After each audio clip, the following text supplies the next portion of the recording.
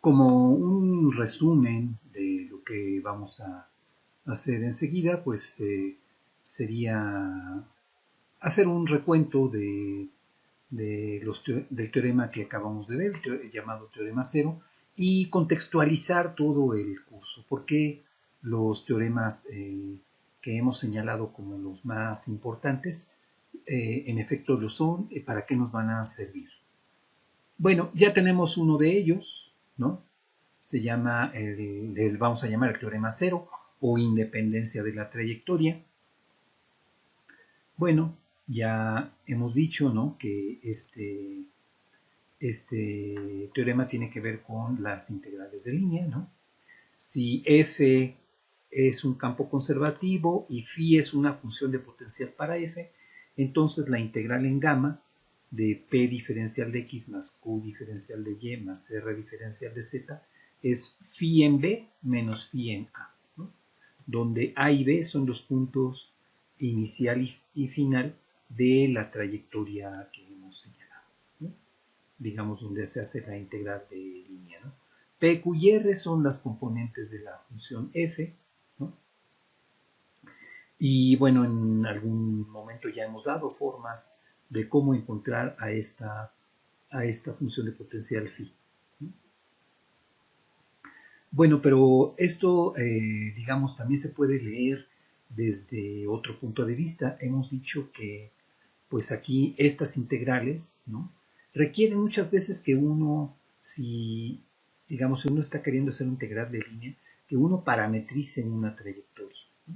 Bueno, este teorema me dice que si esta integral está muy difícil de hacer porque la parametrización pudiera complicarse, pues no hay problema, me puedo fugar de la dimensión 1, es decir, hacer una integral con respecto del parámetro t, a hacer la diferencia de una función en el punto final menos la misma función en el punto inicial.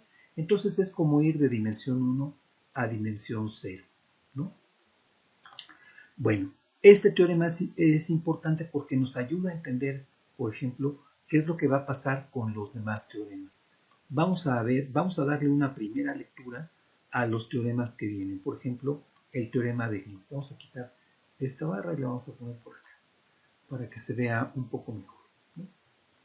Bueno, pues el teorema de Glynn nos habla de una trayectoria r de t que está en un plano, ¿no? Se dice, si f de x, y es un campo vectorial pero no conservativo en el plano, ¿no?, y gamma es una trayectoria cerrada simple en ese plano, que sea también suave a trozos, orientada positivamente, ¿no? Todas estas condiciones las vamos a ir señalando, ¿no? Y omega es la región encerrada por la trayectoria gamma. Entonces, esta integral, que es una simplificación de la integral de línea, ¿no?, ¿sí?, es la integral en la curva cerrada, por eso le ponemos esta bolita así para remarcar que es una integral cerrada en la trayectoria gamma, de p diferencial de x más q diferencial de y, ¿no? Esa integral va a cambiar, se puede cambiar por una integral doble, ¿no? Una integral doble donde el integrando es la parcial de q respecto de x menos la parcial de p respecto de y todo por diferencial de a, ¿no? Y omega es la región encerrada en el plano por la trayectoria gamma. Entonces, hay que ver aquí, por ejemplo, lo que está pasando en estos teoremas. Por ejemplo, el teorema 0 me invita a cambiar de dimensión 1 a dimensión 0, precisamente. El teorema 1 me invita a cambiar de dimensión 1 a dimensión 2 o viceversa, de dimensión 2 a dimensión 1. También estas igualdades las podemos ver de regreso. Bueno, mirado así, por ejemplo, veamos también los teoremas de Stokes, por ejemplo, el teorema 2, ¿no? Si f es una función que depende de x y z, de componentes p, q y r, es un campo vectorial, y r de t es una curva cerrada, simple, suave a trozos, orientada positivamente, y omega la región encerrada por gamma, entonces fíjense que lo que va a pasar es que esta integral doble de rotacional de f punto diferencial de superficie, esto que está en una, que va a ser una integral en dimensión 2, se va a convertir en una integral en una dimensión, la de f.dr en la trayectoria gamma, que va a ser una trayectoria cerrada, ¿no? Entonces también aquí este teorema lo que va a querer hacer es precisamente cambiar una integral doble por una integral en una dimensión, en un parámetro, ¿no? Y bueno, para finalizar vamos a platicar que el teorema de Gauss también hace algo en este sentido. En el teorema de Gauss, si f es una función que va de x, y, z a pqr, es un campo vectorial. S es una superficie, aquí está parametrizada, S depende de U y de B, X, Y, Z dependen de U y de B. Si esta superficie es una superficie cerrada, suave a trozos, orientada positivamente, y E es el sólido encerrado por S, ¿no?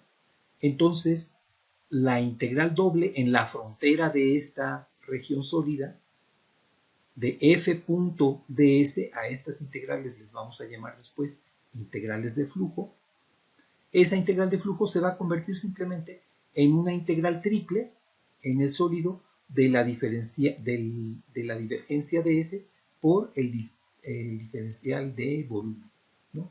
Entonces esta va a ser también una vía de escape, ¿no? Si esta integral se pone muy difícil y esta está en una integral, esta integral es de dimensión 2, ¿no?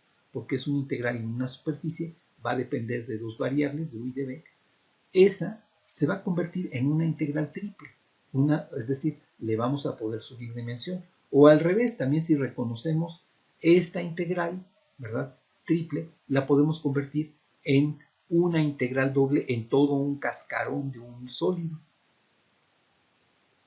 Bueno, estos conceptos son importantes para señalar simplemente que todos estos teoremas son teoremas que están muy relacionados entre todos ellos.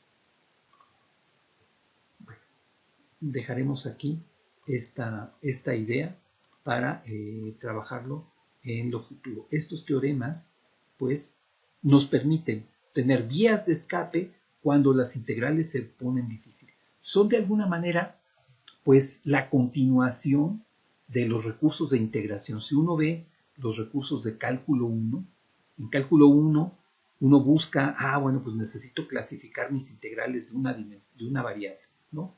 Necesito saber quiénes son las trigonométricas, las de fracciones racionales, las de, pues las de exponenciales, logaritmos, etc. Ahí se dan ciertos métodos para integrarlas, ¿no? Las de por partes, ¿no? En el cálculo 2 hemos visto, en el cálculo donde vemos integrales dobles y triples, vemos algunos de los trucos, como por ejemplo, en las integrales dobles vemos el cambio de orden de integración, o bien el cambio de coordenadas, o bien el cambio de variables. Ahora, en este cálculo vectorial, los cambios de estas integrales van a ser vía teoremas, ¿sí? Si una integral se nos pone difícil, a veces la podemos hacer de alguna manera un poco más fácil vía un teorema, ¿sí? Entonces, este es como el paso siguiente, ¿no? En la formación del ingeniero. Bueno, ya todo lo anterior pues son requisitos, pero este es como el paso donde ya adquiere uno la cinta negra, ¿no? Si fuera uno karateca, ¿no? El manejo de estos teoremas, ¿verdad? Que permite convertir integrales de una dimensión y pasarlos a otra dimensión. A veces uno recurre a cambiarlos varias veces, ¿no? De dimensiones, ¿no? Entonces, son recursos que son muy, muy frecuentes en la integración. El propósito siempre de la integración será, bueno, si no encuentro una vía sencilla para hacer un integral, debo transformar mi problema en que encuentre una ruta más fácil. Y estos teoremas ofrecen un recurso posible en este sentido.